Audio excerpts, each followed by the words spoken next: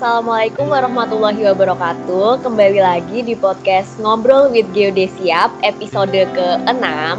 Kali ini kita kedatangan tamu spesial namanya Marta. Dia juga merupakan teman angkatanku.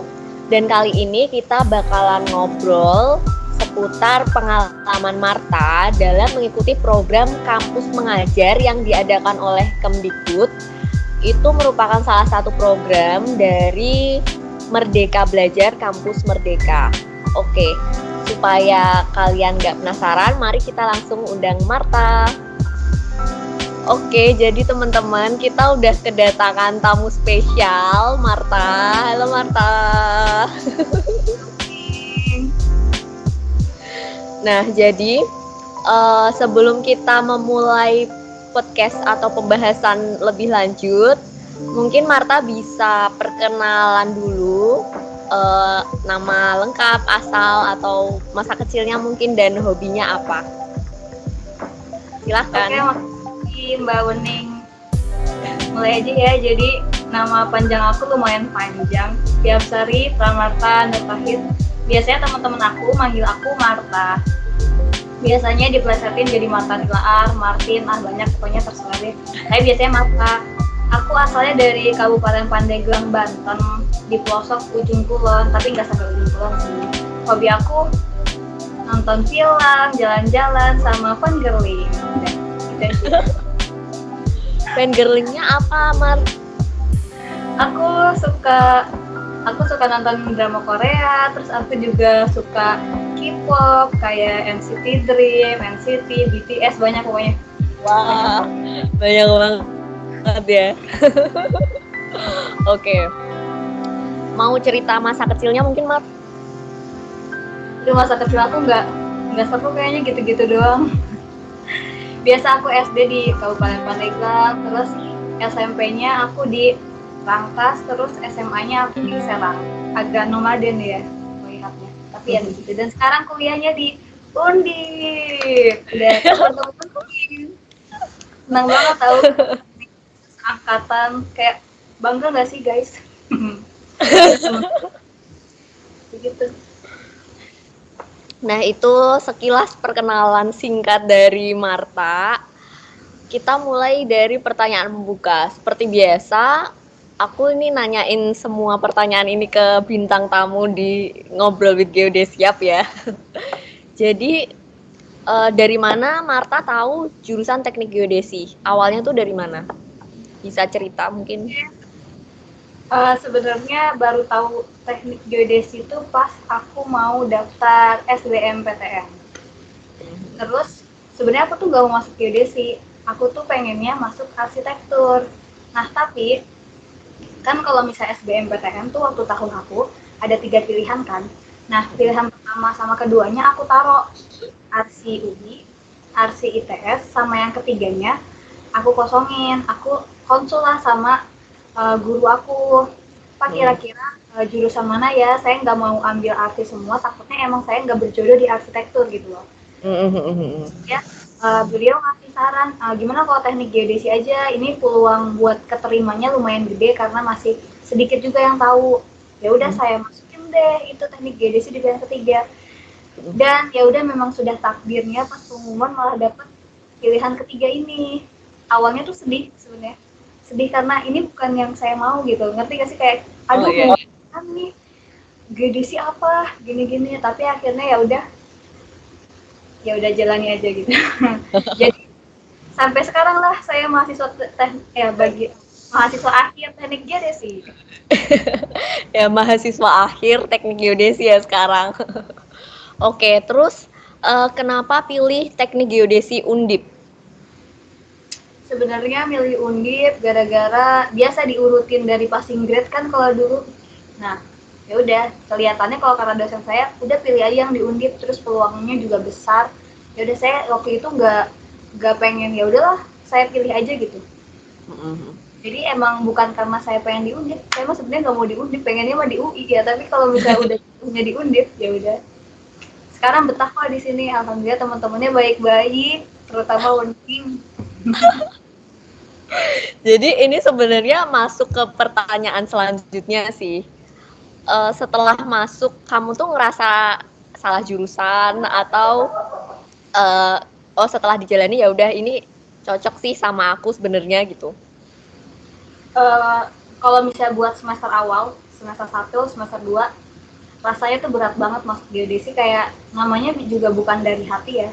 Jadi kerasanya berat, aduh ini pelajarannya apa sih, kok gini banget, sampai aku berpikir buat apa aku ikut SBM aja ya. Tapi di lapangannya, di keadaan sebenarnya ternyata aku nggak belajar buat SBM. Jadi ya udah akhirnya aku jalani aja. Terus orang tua aku juga ya udah teh kalau udah betah mah nggak apa-apa, mama kan orang tua aku juga nggak apa mau pilih jurusan yang lain, mau ganti unit nggak apa-apa. Tapi ternyata ya udah akhirnya ternyata insya Allah cocok, dan ternyata dari lingkungannya juga teman-temannya baik. Terus aku juga yang kesulitan dibantuin juga, misalnya aku bingung bagian ini, nanti ada yang ngejarin, oh gini mah gini. Jadi ya udah alhamdulillah akhirnya betah, dan sampai sekarang aku ada di geodesi. Kadang masih nggak nyangka sih kok bisa sih aku sampai geodesi sampai akhir, tapi sekarang udah kayak ya udah ini emang jalanku, ya udah ini takdirku, jadi tinggal kita teruskan saja.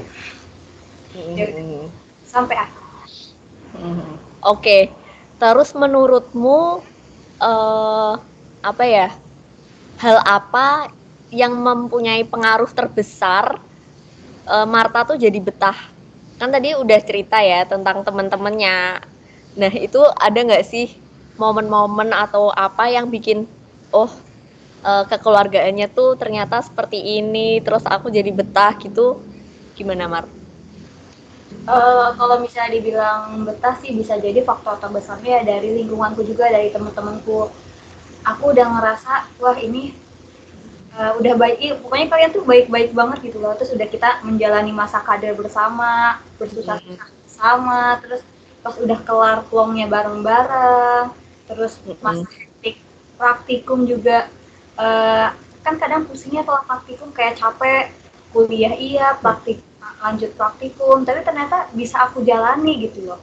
Ternyata udah kelar, tahu-tahu permasalahan semua itu beres gitu. Terus kayak ternyata seru juga loh ngukur-ngukur ke jurusan lain, terus kayak belajar ya teodolit, waterpass, alat-alat mahal, kayak suatu wow gitu loh. Pertama tuh aku ngiranya keren banget ya aku, terus aku jadi ya nggak apa-apa, aku di sini juga ternyata aku mampu kok insya Allah sampai akhir gitu. Jadi ayo kita lanjutkan sampai akhir. Kurang bentar lagi nih Marta mau sampai ke garis finish. Doain ya teman-teman, semoga bisa lulus tahun ini. Amin, bisa nyusul uning, amin. Pengen banget doain ya lulus tahun ini semua. Aduh, aku ingin. Amin. Terus kembali ke topik utama, tadi aku udah mention kalau kita kali ini bakalan ngobrol seputar pengalaman Marta ikut program kampus mengajar yang diadakan oleh Kemdikbud, yang merupakan salah satu program Merdeka Belajar Kampus Merdeka, ya nggak sih? Ya, benar. Nah, coba ceritain pengalamannya, Mar. Gimana sih kamu bisa tahu infonya, terus daftarnya gimana, terus setelah kamu keterima tuh gimana gitu? Mungkin dari awal kata Oneng taunya dari mana? Nah, sebenarnya taunya ini malah dari teman. Jadi ada rekanku sama jurusan, seangkatan juga, dia mau daftar kampus mengajar ini. Terus sebelumnya dia sempat tanya-tanya, Mar, buat minta tanda tangan ini gimana ya? Kebetulan soalnya sebelumnya aku pernah ngurus-ngurus. Ya udah aku ngabarin. Terus emang kamu mau ngapain? Kan biasa kepo lah ya kita-kita. Iya. Mau daftar kampus mengajar. Apaan tuh? Terus dikasih lah linknya gini-gini. Terus aku baca, oh lumayan nih. Kan aku di semester kemarin, semester 8, ini kan cuma ngambil tugas akhir. Nah lumayan juga, terus waktu itu aku belum sempro. Jadi, nggak apa-apa, pengalaman juga, biar aku nggak gabut-gabut amat. Jadi seenggaknya aku tuh nggak cuma pusing di TA, jadi aku punya kegiatan lain gitu loh. Terus ini tuh ngajar, jadi ngajar ke SD-SD di seluruh negeri di Indonesia. Terus buat SD-nya yang akreditasinya itu C sama 3T.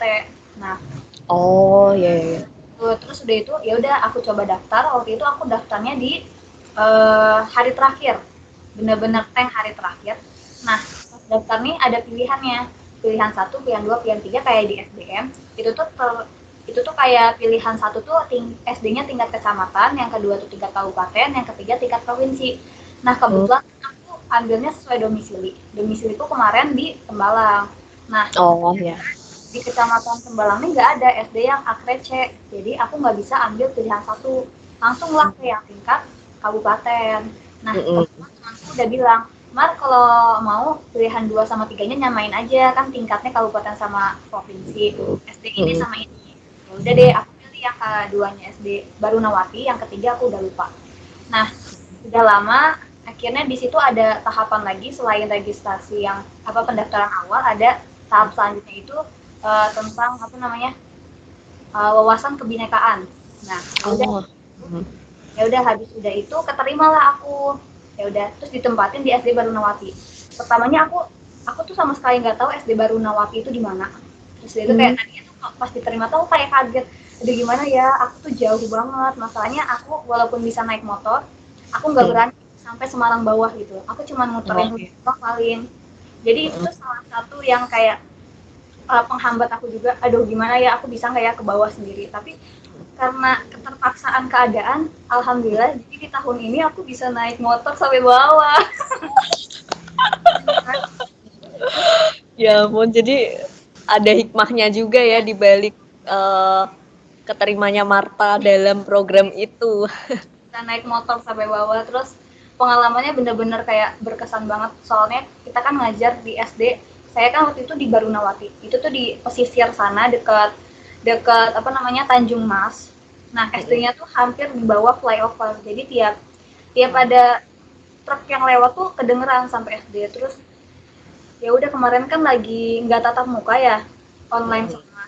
Tapi sayangnya ini nih karena anak SD jadi mereka jarang yang megang gadget gitu loh. Jadi nggak pada pegang HP. Jadi mereka cuma ke sekolah ngambil latihan soal, terus nanti balikin lagi gitu sistemnya. Nah dari situ aku kan waktu itu bertujuh. Kita tuh bikin program, terus programnya itu meningkatkan literasi dan numerasi sesuai yang waktu itu pernah dibimbing. Jadi waktu itu kita ada pembekalan juga tentang materi-materi yang sekiranya akan dilaksanakan di penempatan SD-nya. Ya udah, jadi dari situ tiap minggunya dari mahasiswa-mahasiswa yang dari Undip, dari UNES, ada yang dari UPUDES juga kita ngajar di sana. Terus kita sortir sekiranya murid mana yang butuh bantuan dalam membaca. Jadi ternyata waktu di kelas 5 aja ada yang belum lancar membaca. Jadi kita bantulah mereka. Kelas 5 SD belum lancar baca. Iya, makanya sangat disayangkan gitu sekali. Terus akhirnya kita bantu juga mereka baca terus ngerjain soal. Jadi kita ke SD 6 ya, 6 kali 6 berapa? Berapa kali 6? Berapa 6 kali 6? Hah? 6 kali 6. 4. Buat para guru juga kita bikin pelatihan buat kayak mengoperasikan komputer, Excel, Word. Kayaknya itu pengalamannya sangat mantep. Kayak belajar bersyukur juga buat kita yang sudah berkecukupan melihat situasi yang seperti itu. Yang nonton ini kalau misalnya lagi luang bisa juga daftar kampus mengajar, lumayan selain dapat pengalaman, terus kita bisa bantu berkontribusi juga sama masyarakat di luar. Terus selain itu ada tambahannya kayak dapat sertifikat sama dapat uang saku juga. Jadi ini yang bikin aku pengen daftar juga salah satunya karena nanti kedepannya di semester selanjutnya aku bakal dapat bantuan potongan UKT sama dapat uang saku juga. Kan lumayan ya buat mahasiswa tingkat akhir untuk membayar uang saku di semester selanjutnya. Jadi aku muter otak gimana caranya aku mau tetap bantu orang tuaku biar bayarin UKT, karena rasanya nggak enak gak sih, kita tuh udah tua tapi masih bayar UKT gitu, masih minta tolong orang tua. Jadi ya udah begitulah jalannya. Begitulah kurang lebih. Oke, menarik banget ya. Jadi tuh Marta mengikuti satu program yang manfaatnya tuh bisa banyak banget. Dia dapat pengalaman inilah pengalaman karena itu di bidang pendidikan juga ya. Terus sosial juga kemasyarakatan karena berhubungan langsung sama anak-anak SD-nya dan guru-gurunya. Terus selain itu dia juga punya ada saku ya dari program itu. Jadi kayak all in one dalam satu program gitu. Terus sebenarnya tuh podcast sebelum ini, jadi di episode lalu aku juga ngobrolin tentang mengajar gitu. Jadi kayak mengabdi di SD gitu sama Laila, karena kebetulan Laila juga pernah ikut program mengabdi gitu. Dan itu mengabdi daerahnya dia yang juga lumayan dia lokasinya itu 30 menit dari kota. Nah, kalau yang Marta rasain sendiri setelah ikut program ini, gimana sih melihat peran pemerintah dalam memperhatikan sekolah-sekolah yang masih kayak gitu gitu? Menurut si Marta gimana? Soalnya kan SD-mu itu kan juga lokasinya ada di Semarang kan? Ya kan, Marta? Ada di Semarang, dan Semarang itu merupakan ibu kota Jawa Tengah dan masih di Pulau Jawa gitu. Dan ternyata masih ada sekolah yang mungkin fasilitasnya belum memadai dan masih perlu buat dibantu. Nah, menurut Marta kayak gimana? Sebelumnya SD yang saya tempati itu SD-nya swasta ya, bukan negeri. Jadi dia ada yayasan. Jadi ada yayasan yang mengurusnya gitu. Jadi di atasnya masih ada yayasan. Tapi karena sekarang lebih banyak orang-orang yang mendaftarkan anaknya ke negeri karena selain gratis dan gratis, terus sumber daya gurunya juga memadai, jadi kalah saing lah si SD ini.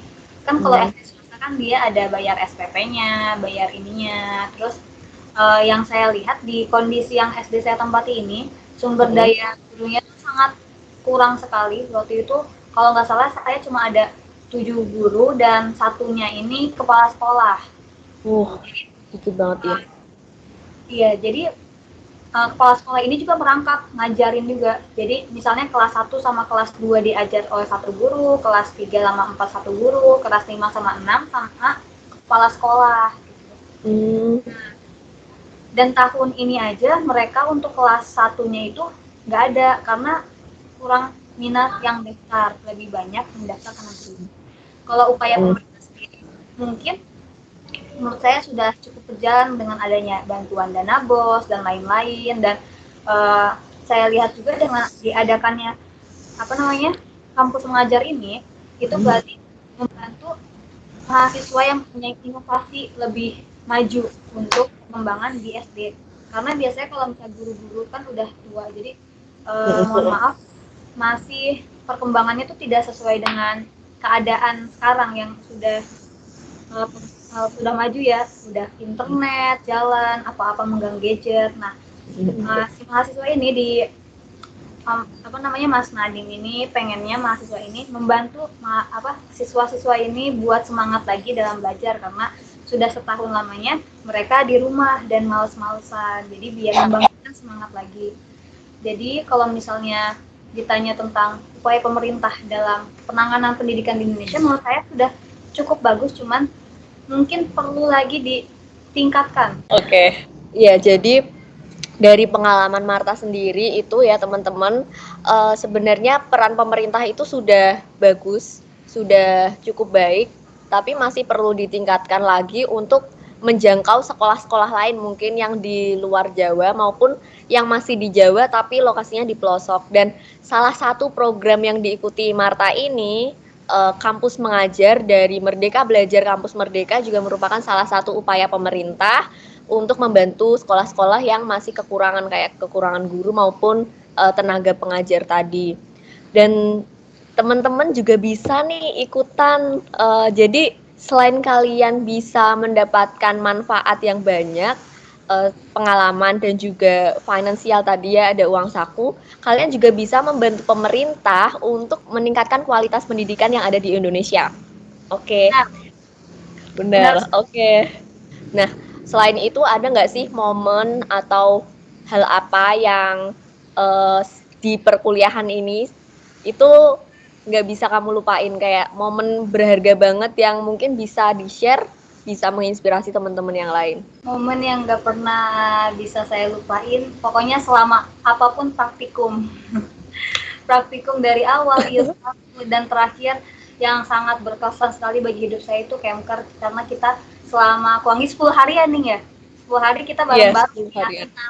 Kayak benar-benar dari bangun ketidur lagi ketemu orang itu lagi sampai kadang merasa jenuh bosan karena ketemunya dia lagi terus praktikum capek bareng-bareng ngolah sampai tengah malam. Tapi gara-gara ada kemah kerja itu jadinya oh begini ya ternyata di lapangan, oh berarti materi yang kemarin kita pelajari gini ya ternyata gitu. Jadi paham banget, jadi benar-benar kayak senang banget kalau ada Kemker walaupun ada sedihnya juga, tapi ada senangnya juga ada, kita bisa bareng-bareng gitu.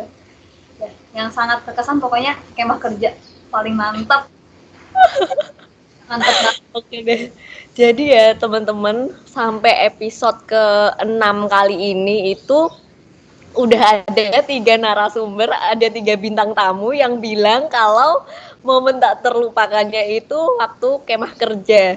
Ya, Emang kemah kerja. beneran mungkin teman-teman yang lain kalau misalnya di jurusannya ada kemah kerja, terutama yang teknik geodesi ya, itu jangan sampai sia-siakan momen itu karena itu kayak paling gimana ya, paling banget bisa dikenang dan banyak banget ilmunya, juga hikmah-hikmah di baliknya gitulah. Pokoknya kayak susah senang bersama gitu kan, Ya, Mar.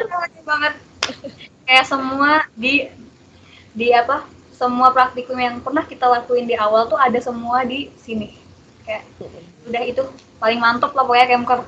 Oke, selain itu Marta sendiri selama perkuliahannya itu ada nggak ikut organisasi atau apa gitu yang di kampus?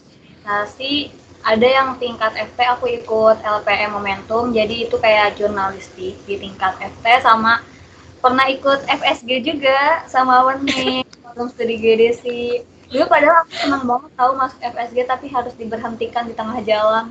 Jadi kayak sedih, padahal dulu aku udah nyaman banget sama orang-orangnya. Pokoknya waktu di FSG tuh kayak kita belajar bareng, terus bahas soal, kadang kalau mau praktikum. Pokoknya sangat, pokoknya kalian, anak kalau ada adik tingkat anak geodesi, wajib banget masuk FSG karena keren banget FSG tuh. Terus lihat dia presidennya Uti. Sayangnya waktu kita tidak lama waktu di FSG, padahal aku suka. Oke. Terus aku penasaran pengalaman kamu waktu di ini, waktu di LPM Momentum. Coba ceritain dikit. Soalnya kalau di FSG kan aku udah tahu ya. Kalau di LPM Momentum, aku lumayan lama ya. Aku 3 tahun di LPM dari maba sampai udah tua di sana. Terus aku di sana ditempatin di HRD. Seneng sih, di sana banyak pengalaman banget. Kayak kalau HRD kan bener-bener ngurus internal dan eksternalnya. Nah, kayak buat oprek lah, buat apa namanya, buat keerapan keanggotaan. Terus jadinya gara-gara masuk LPM Momentum ini kan tingkatnya FT, jadi aku punya banyak teman gitu loh di tingkat FT. Aku punya teman di elektro lah, di lingkungan, di sini. Jadi kayak enak aja punya teman banyak gitu loh. Misalnya ketemu di masjid aja, misalnya ketemu temen, halo, iya, kayak seneng gak sih apa gitu loh. Iya, seneng. Iya gitu rasanya. Terus pengalamannya kayak biasanya kan ada acara MJF itu, jadi kalau MJF itu Momentum Journalistic Fair, itu tuh kayak ada perlombaan sama ngundang narasumber juga, biasanya kayak dari seputar kayak apa, pembawa acara berita dan lain-lain. Di situ kita juga berlatih bekerja sama, apalagi gara-gara bedanya jurusan, jadi kepentingannya pun pada beda-beda. Kadang ada yang bentrok, misalnya mereka ada yang kelas, jadi kita nggak bisa kumpul bareng, jadi harus saling memahami aja sih. Kan kalau misalnya organisasinya yang kayak FSG kan masih seputar geodesi, jadi kita paham aja kalau misalnya kesibukan kita hampir sama gitu. Beda kalau misalnya tingkat FT, kadang beda. Ya kan nih ya, kamu waktu itu di Izati gitu juga ya. Oh iya sih, iya. Makanya lebih seneng kayak pengalaman sama banyak kenal orang aja, punya banyak relasi. Seneng gak sih kalau punya banyak relasi gitu? Iya, benar. Kayak kita tuh punya banyak teman selain di jurusan, juga ada teman dari fakultas gitu. Bahkan mungkin dari bisa kenalan sama yang dari fakultas lain, ya kan? Benar. Oke. Kayaknya ini kita udah hampir 30 menit. Wow, Atau mungkin 20 menit lebih. Iya kan, gak kerasa kita udah cerita banyak. Sekarang kita akan menuju ke beberapa pertanyaan penutup. Oke.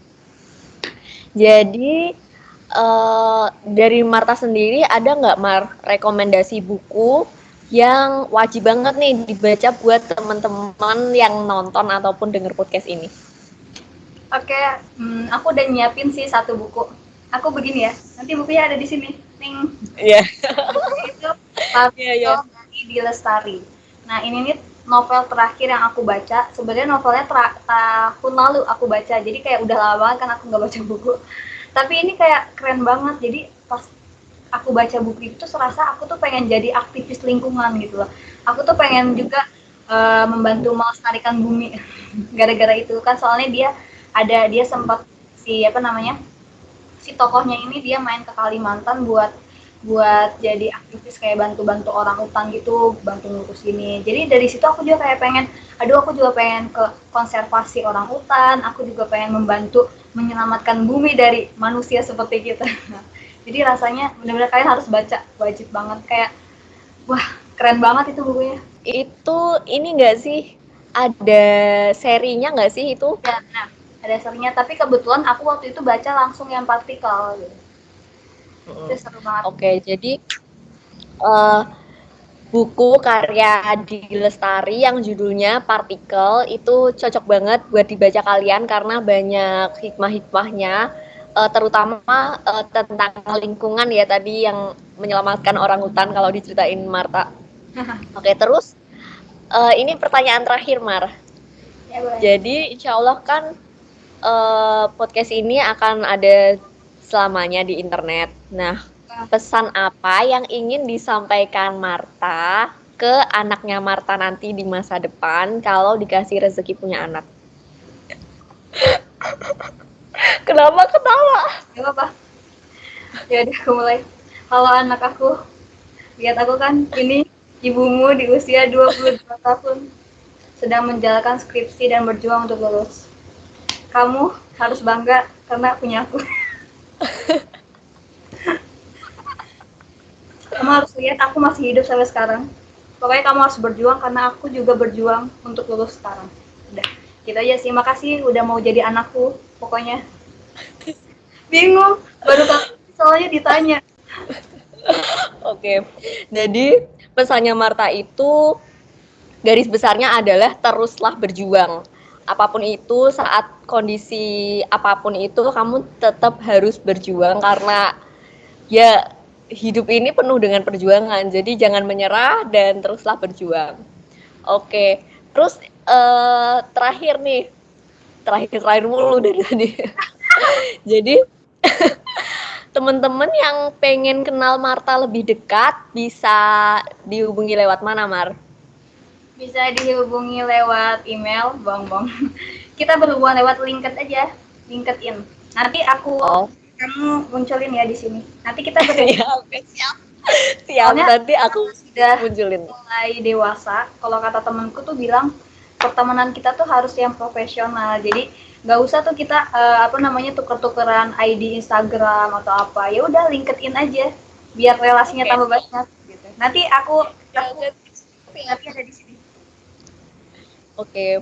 Jadi nanti kalau misalnya pengen kenal dekat sama Marta bisa dihubungi lewat LinkedIn ya. Nanti linknya aku taruh di video ini. Oke, kayaknya ini kita sudah sampai penghujung podcast ini. Terima kasih Marta sudah mau hadir di podcast ini. Aku ngabarinya mendadak ya, Mar. Gak apa-apa. Makasih juga lo udah ngundang. Makasih juga. Oke.